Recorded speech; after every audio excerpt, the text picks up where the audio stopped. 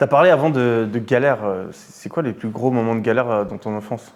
Les plus gros moments de galère, c'est clairement quand j'étais à la rue. C'est-à-dire qu'aujourd'hui, j'en parle avec le sourire et parfois les gens me disent mais pourquoi t'en rigoles? Parce qu'il faut être positif, tu vois. Et vu que ça finit bien, l'histoire, ça me fait marrer. Et souvent quand j'en parle, je me dis putain, c'est vrai que j'ai de la chance quand même. Et ça me permet de réapprécier à nouveau des choses dont je pourrais me lasser parce que comme tout le monde, j'ai une tendance à oublier d'où je viens. Et donc quand je repense à la rue, parce que c'est quelque chose que j'ai vraiment connu. Les gens disent il exagère, c'est un mytho, mais c'est réel. La rue, j'y étais vraiment à Bordeaux et c'est vrai que quand tu dis SDF, les gens ont cette image, tu vois, du mec qui boit de la bière, pas douché. Mais la réalité, c'est qu'il y a plein d'étudiants SDF. SDF, c'est tu vas d'une habitation à une autre, un coup t'es au Crous, un coup t'es chez un ami, un coup…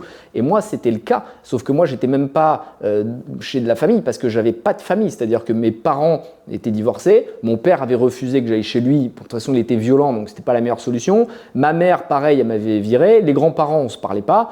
Donc, j'étais vraiment obligé de galérer. Il y a des soirs, je dormais dans les bus, parfois dans les cybercafés. Et cette sensation de dépendance aux autres était atroce. Et je me souviendrai toujours pas savoir où dormir et attendre avec ton téléphone le coup de fil. Et tu sais, les gens te répondent pas, normal, t'envoies des textos, ça répond pas. Et de pas savoir. Et quand quelqu'un te répondait, t'étais, tu vois, tellement ravi de pouvoir y aller, tu vois, t'avais cette gratitude.